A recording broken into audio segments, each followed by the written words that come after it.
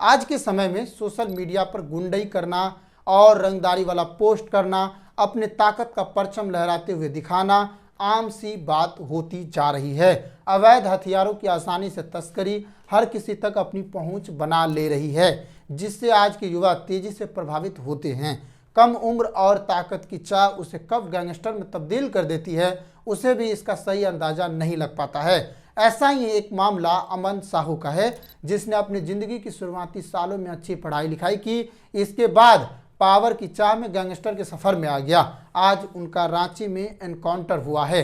आइए विस्तार से इस खबर को समझते हैं। झारखंड के बड़े गैंगस्टरों में शामिल अमन साहू पुलिस एनकाउंटर में मारा गया है। मंगलवार को उसे रायपुर जेल से झारखंड पुलिस की रिमांड में रांची लाया जा रहा था।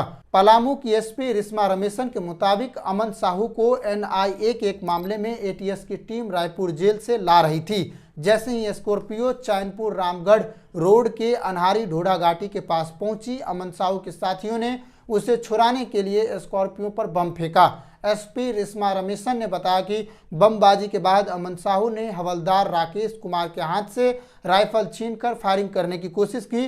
तभी जवाबी कार्रवाई में उसे मार गिराया गया। हवलदार की जांघ में गोली लगी है। इसका इलाज एमएमसीएच पलामू में चल रहा है। जहां घटना हुई है वह थोड़ा जंगली इलाका है। यहाँ मोबाइल नेटवर्क की भी दिक्कत है। घटनास्थल से 100 मीटर पहले आम लोग और मीडिया के जाने पर रोक लगा दी गई है। रंगदारी नहीं देने पर फायरिंग करवाता था, सोशल मीडिया पोस्ट भी करता था। अमन साहू झारखंड पुलिस के लिए सबसे बड़ी चुनौती था। उसके गिरोह के निशाने पर कोयला कारोबारी, ट्रांसपोर्टर, ठेकेदार, रियल एस्टेट कारोबारी और बिल्डर थे। अमन इनसे लगातार रंगदारी वसूल रहा था। बात नहीं मानने वालों पर खुलेआम गोलियां भी चलवाता था। इसके बाद गैंग के गुर्गे सोशल मीडिया पर पोस्ट करके वर्चुअल नंबर से मीडिया को जानकारी भी देते थे कि घटना के पीछे उनके ही गिरोह का हाथ है। कौन था अमन साहू, इसे समझिए। रांची के छोटे से गांव मतवे का रहने वाले अमन पर लगभग अलग अलग थानों में करीब 125 केस दर्ज है। पहली बार 2019 में गिरफ्तार हुआ, लेकिन 29 सितंबर 2019 को ही फरार हो गया। 3 साल बाद जुलाई 2022 में दोबारा गिरफ्तार किया गया। जेल से ही गैंग को ऑपरेट करने की भी बात सामने आई है। अमन की आधुनिक हथियारों से साथ कई फोटो वायरल हुई है। अमन पंजाब से इंफॉर्मेशन टेक्नोलॉजी में डिप्लोमा किया था।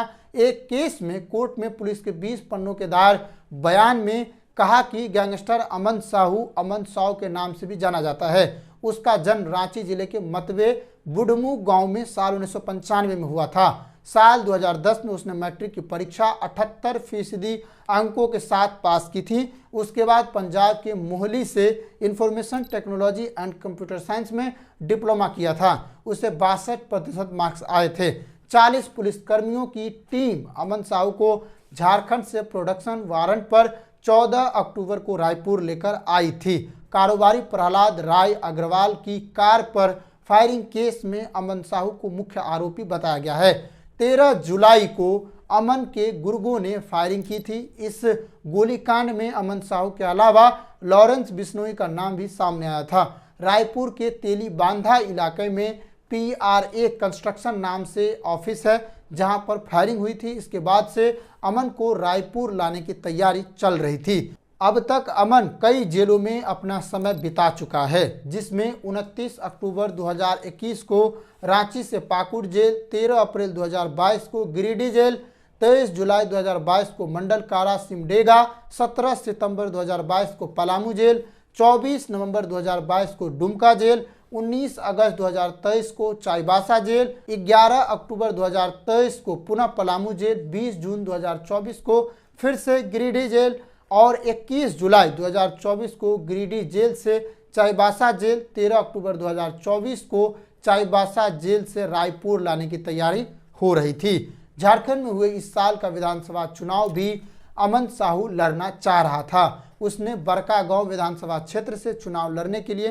पर्चा भी खरीदा था। उसने चुनाव लड़ने की अनुमति के लिए झारखंड हाईकोर्ट में हस्तक्षेप याचिका दाखिल की थी, पर झारखंड हाईकोर्ट के जस्टिस SK द्विवेदी की पीठ ने चुनाव लड़ने के लिए सजा पर रोक लगाने की मांग वाली याचिका को खारिज कर दिया था। पीठ ने कहा था अमन साहू के खिलाफ 120 से अधिक गंभीर आपराधिक मामले दर्ज हैं। पीठ ने अमन साहू के अधिवक्ता के उस दलील को नहीं माना था जिसमें ममता देवी के मामले में दिए गए आदेश को आधार बनाकर उसे सजा दी गई थी। इस तरह आज अमन साहू का एनकाउंटर कर दिया गया है। तो आज के युवाओं के लिए ये एक सीख भी है कि आप आगे से गैंगस्टर बनने की चाह नहीं रखिए, बल्कि अच्छी पढ़ाई लिखाई करिए और अपने जीवन में अलग से रंग भरिए। अमन साहू पर क्या सोचते हैं, तमाम हेडलाइंस पर आप क्या सोचते हैं, कमेंट करके बताइएगा। नमस्कार, जय हिंद।